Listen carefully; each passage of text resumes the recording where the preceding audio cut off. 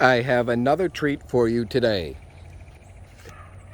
Notice the registration. The last time this vehicle was on the road was 1977. It's an Imperial LeBaron. If you can tell by the prominent Imperial letters, the more accentuated spare tire bulge for a fake Continental kit, and some of you may recognize the type of trim line. But as we go around towards the front, you will see that this is a 1964 model. Normally I wouldn't bother shooting a video of a car on a trailer, but with an imminent move to a new location and a new shop, it made more sense to just film this one as it is. I haven't even had a chance to clean it up yet. Yeah. I love, though, these LeBaron emblems with the little plastic eagle inserts and the gold badging around it. I believe this is the original white paint. It was originally a white car, I know that. Factory slick top, my personal preference.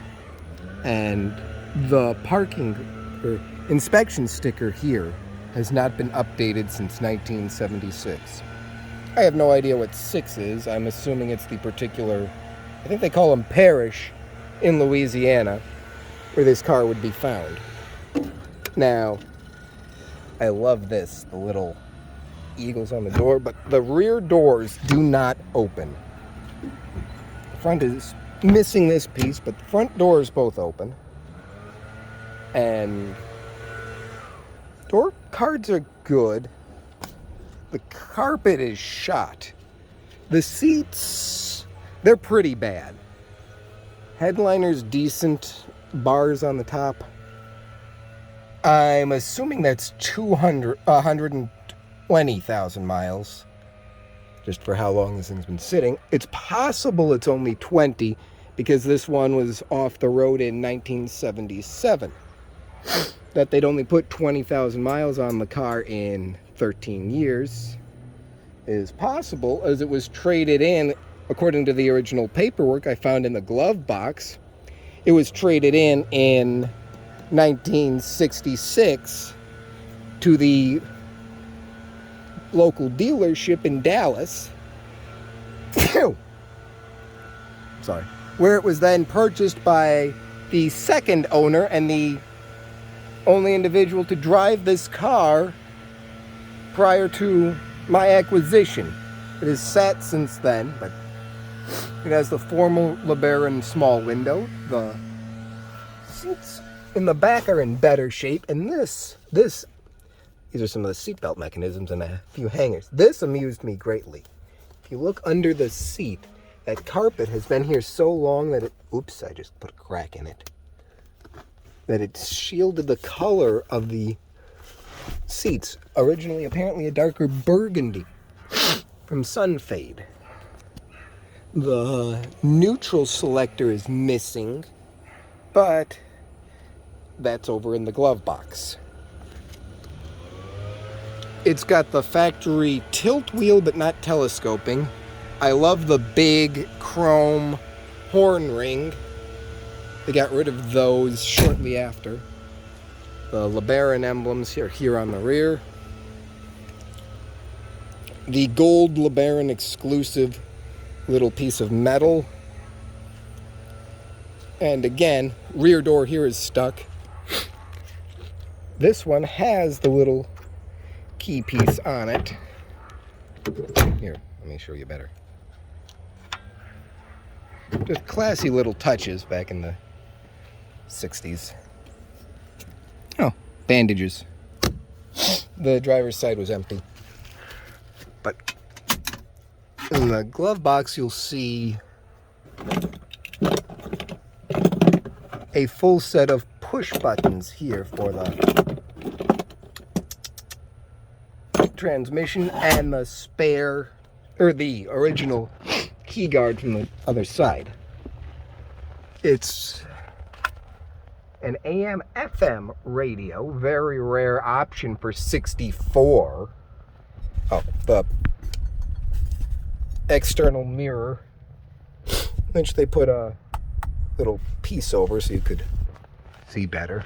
Otherwise, yeah, all of the chrome trim inside is rusty. Dash pad is okay.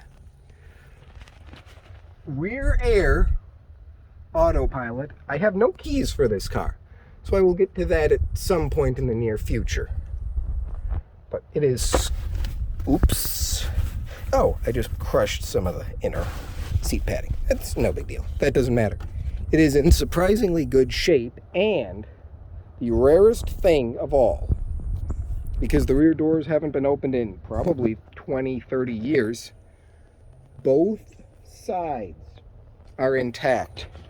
Both of the rear door pillars are intact on this car. I have never seen another set of these that hasn't been broken. And I mean, you just push on these things too hard and they will crack.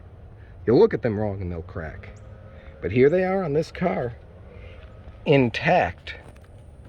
I mean, that's worth essentially what I paid for the car alone.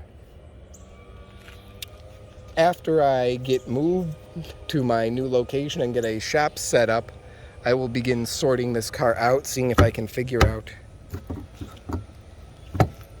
why the door does not open. I've tried from the inside. I will also explore the mystery of how to get into the trunk and what's inside. I tried putting a battery in and activating the trunk release button. No avail. I don't know if it requires... wonder if that's original.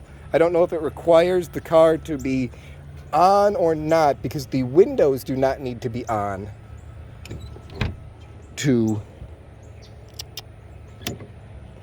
the ignition does not need to be on to open the windows. Yeah, again, handles stick on the outside of the rear doors, but they do not open. This will be another interesting car to see what is with. There's rust spots on a lot of it, but they're just surface. They don't really go through. The biggest problem that it will face is the broken bezel here. Whenever you access that from the inside via these little screw holes, and thankfully the grille is actually intact, so I can just replace the bezel. And all 64 Imperials use the same bezel. Must have hit something in the front, but... Alright, well, that'll do it for today, and look forward for further updates on this car.